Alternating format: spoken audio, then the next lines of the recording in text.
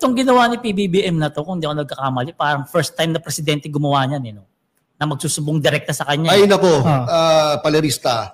Si PBBM lang talagang gumawa nito, no? Naglakas loob na isiwalat itong mga ganito. At umpisa pa lang yan, no? Paghilumoy, ha? Yang pinagsasabi nyo, kaugukan yan. Ha?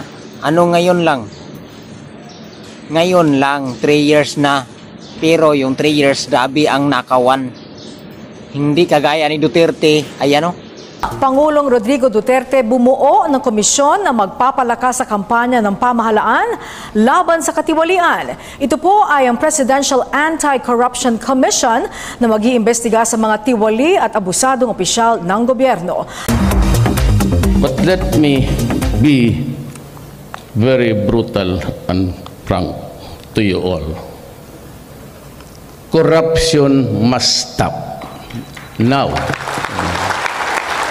And I would address to all Filipinos who want to do something for your country and never had the opportunity because walang yung nagyayaya sa inyo. Ngayon na ninyo gawin kasi ako na. Ayaw ko talaga ng corruption. It makes me sick.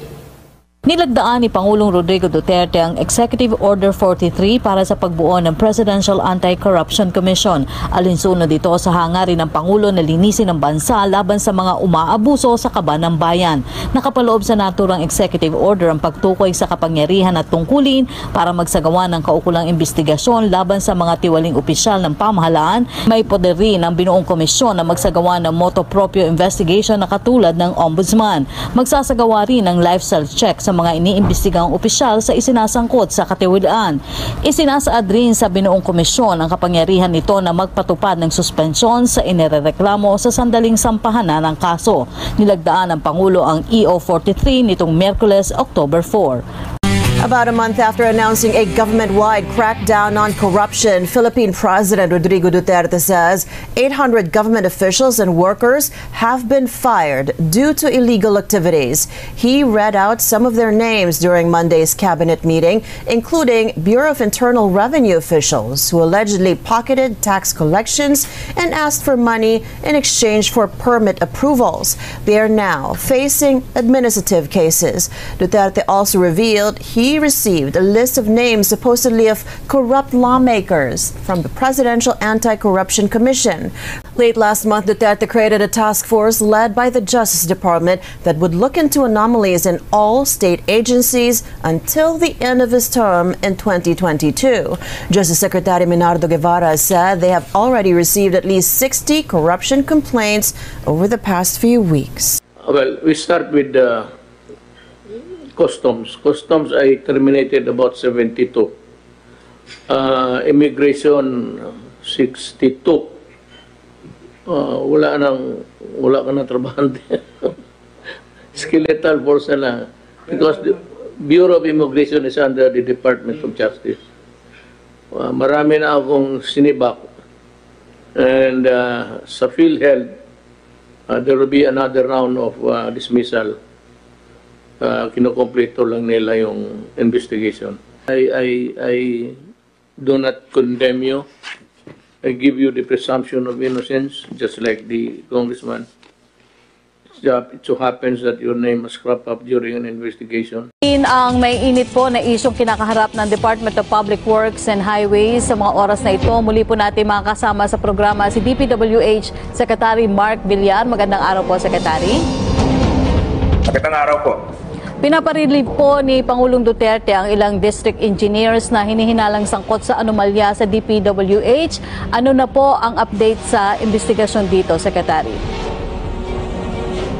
Actually, yung binanggit po ni Presidente ay na-relieve na at tuloy-tuloy naman ang investigasyon namin sa lahat ng mga nagsasabit ng mga reports.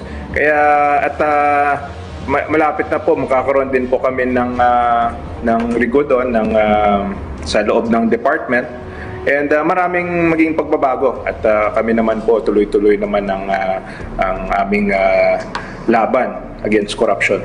Opo. Secretary, gaano po karami yung district engineers at empleyado po na naalis o yung maaalis pa sa trabaho at may naghihintay po bang parusa sa kanila? Yung iba, meron na relieve na sa trabaho, mga 14 na relieve.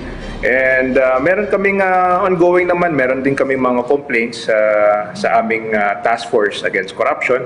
So yun ang ginagawa din namin ngayon. At humingi din kami ng tulong sa mga ibang ahensya para magkaroon ng case build-up sa mga complaints. So tuloy-tuloy naman po at tingin ko in the very malapit na po makakaroon pa kami ng mas maraming accomplishments.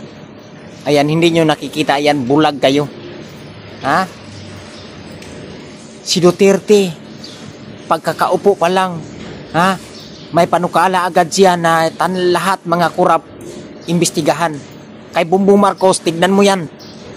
Pangontra sa korupsyon, yan po ang mandato ng Presidential Anti-Corruption Commission or PACC.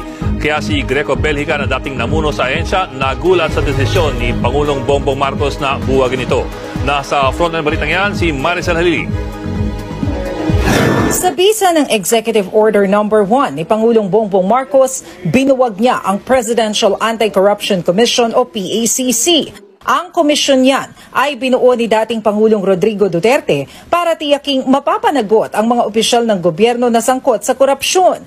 Katunayan, mula ng matatagang PACC, mahigit 13,000 kaso ng korupsyon ang naimbestigahan. 154 ang isinampang kaso sa hukuman. 24 na ikulong at mahigit 800 ang nasibak.